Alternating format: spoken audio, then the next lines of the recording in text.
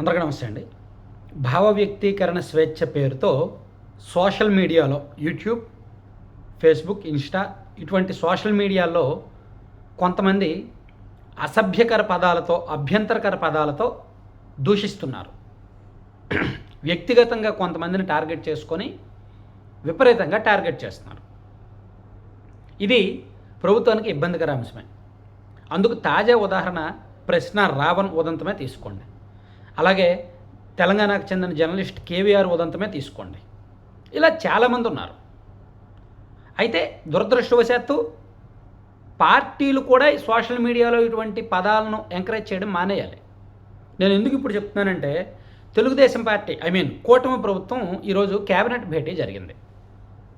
ఈ కేబినెట్ భేటీలో ఈ సోషల్ మీడియాలో వస్తున్న అభ్యంతరకర వీడియోలు ఈ విషయంలో కొంత చర్చ జరిగింది.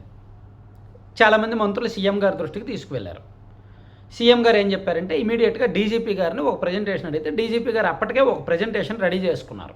సో రాష్ట్రంలో సోషల్ మీడియా ప్లాట్ఫామ్స్లో వస్తున్న అభ్యంతరకర పదాలు ఏమిటి, సో దీన్ని కంట్రోల్ చేయాలంటే ఏం చేయాలి, పోలీసుల దగ్గర ఉన్న యాక్షన్ ప్లాన్ ఏంటి, ఇదంతా కూడా కాసేపు చర్చ జరిగింది. సో డీజీపీ గారేమో ఒక ప్రజెంటేషన్ ఇచ్చారు.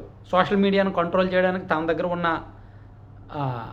ప్రణాళికలు ఏంటి అనేది. యాక్చువల్లీ దీని మీద చట్టం తీసుకొద్దాం అనుకున్నారు, కానీ చట్టం తీసుకురావడానికి కేంద్రం నుంచి కొన్ని అభ్యంతరాలు వ్యక్తమవుతాయి. ఎందుకంటే కేంద్ర ప్రభుత్వం ఆల్రెడీ ఐటీ యాక్ట్ అని ఒకటి ఉంది. సో ఇప్పుడు రాష్ట్ర ప్రభుత్వ పరిధిలో లేదు సోషల్ మీడియాను కంట్రోల్ చేయడానికి చట్టం తీసుకురావడం. సో అందుకని ప్రభుత్వం ఏం చేసిందంటే ఒక టాస్క్ ఫోర్స్ ఏర్పాటు చేయాలని నిర్ణయించారు. ముఖ్యంగా వాళ్ళ ఉద్దేశం ఏంటంటే, విమర్శించవచ్చు, విమర్శ తీసుకుంటారు, కానీ వ్యక్తిగతంగా టార్గెట్ చేయడం లేదా అభ్యంతరకర పదాలు వాడడం, అసభ్యకర పదాలు వాడడం మాత్రం తప్పు, అది తీసుకోరు. సో అలా ఎవరెవరు మాట్లాడుతున్నారు, వాళ్ళ అకౌంట్స్ ఏంటి, సో వాళ్ళని ట్రేస్ చేసి వాళ్ళని చట్ట ప్రకారం శిక్షించడానికి ఒక స్పెషల్ టాస్క్ ఫోర్స్ రాష్ట్ర వ్యాప్తంగా పనిచేయబోతోందనమాట. సో ఈ మేరకు ఇమీడియట్గా ఒక టాస్క్ ఫోర్స్ టీం ఏర్పాటు చేయండి అని సీఎం గారు డీజీపీ గారికి చెప్పారు. డీజీపీ గారు కూడా ఆ పనిలో ఉన్నారు.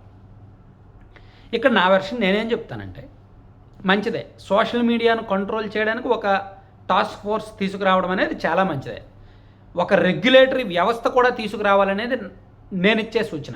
యూట్యూబ్ ఛానల్స్ని, సోషల్ మీడియా పేజెస్ని కంట్రోల్ చేయడానికి వీలైతే ఒక రెగ్యులేటరీ వ్యవస్థ ఉండాలి, ఒక నియంత్రణ వ్యవస్థ ఉండాలి.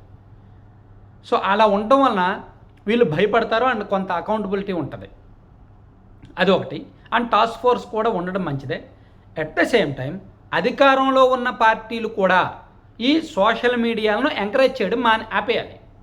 కొంతమంది బ్యాచ్ని ఎంకరేజ్ చేయడం ఆపేయాలి. మా పార్టీకి అనుకూలంగా మేము మాట్లాడతాము, సో మీ పార్టీకి అనుకూలంగా మీ వాళ్ళు మాట్లాడకూడదు అంటే కుదరదు.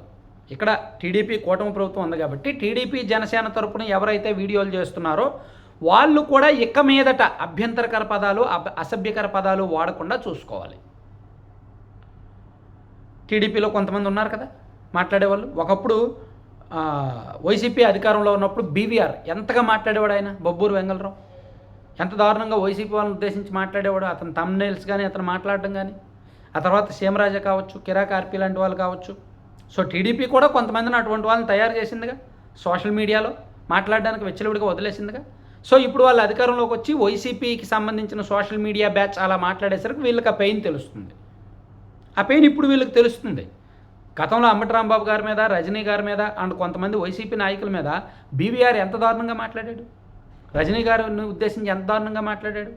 సో అతనికి టీడీపీలో అధికార ప్రతినిధి పదవి ఇచ్చారుగా కదా. సో అంటే అలా మాట్లాడే వాళ్ళని ఎంకరేజ్ చేసిన పార్టీయే ఇప్పుడు సోషల్ మీడియాను కంట్రోల్ చేయడానికి టాస్క్ ఫోర్స్ వేస్తుందంట. సో నేను ఇక్కడ టాస్క్ ఫోర్స్ వేయొద్దని చెప్పట్లా, టాస్క్ ఫోర్స్ వేయండి అండ్ మీ పార్టీ తరపున ఉన్న సోషల్ మీడియాను కూడా కంట్రోల్ చేయండి. అభ్యంతరకర పదాలు వాడకుండా చూసుకోండి, అసభ్యకర పదాలు వాడకుండా చూసుకోండి. ఈవెన్ ఎక్స్ప్రెషన్స్ ఆల్సో అవి కూడా మానిటర్ చేయాలి. ఎందుకంటే పదం సరైన పదం వాడచ్చు, కానీ ఎక్స్ప్రెషన్ తేడాగా పెట్టవచ్చు, అది కూడా కరెక్ట్ కాదు. ఇతను రావణ్తో సమస్య ఏంటి, పదం చాలా దారుణంగా ఉంటుంది, అభ్యంతరకరంగా ఉంటుంది, అండ్ అతని ఎక్స్ప్రెషన్స్ కూడా చాలా వ్యంగ్యంగా, చాలా దారుణంగా ఉంటుంది అనమాట. రెచ్చగొట్టేలా ఉంటుంది, ఉసుగొల్పేలా ఉంటుంది. సో ఇటువంటివి ఖచ్చితంగా కంట్రోల్ చేయాలి. కంట్రోల్ చేయడానికి టాస్క్ ఫోర్స్ ఏర్పాటు చేయాలి.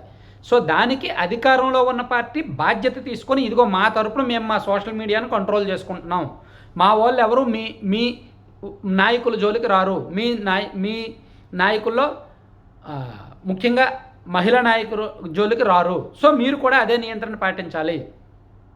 మేము మిమ్మల్ని వ్యక్తిగతంగా టార్గెట్ చేయరు మా వాళ్ళు, మీరు కూడా ఎవరిని వ్యక్తిగతంగా టార్గెట్ చేయొద్దు. మా వాళ్ళు పాలసీ మాట్లాడతారు, మీ వాళ్ళని కూడా పాలసీ పరంగానే మాట్లాడమని చెప్పండి.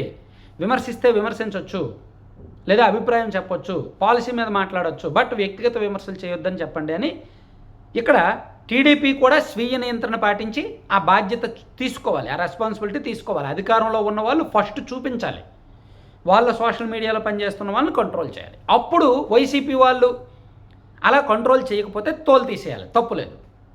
వీళ్ళు అధికారంలో ఉన్నారు కాబట్టి వీళ్ళు తప్పు నియంత్రణ పాటించి ఆ తర్వాత వైసీపీ వాళ్ళని మానిటర్ చేసి వాళ్ళు కనుక కంట్రోల్ అవ్వకపోతే అరెస్ట్ చేయొచ్చు, నాన్ బెయిలబుల్ పెట్టచ్చు, తోలు తీసేయచ్చు, తప్పు లేదు.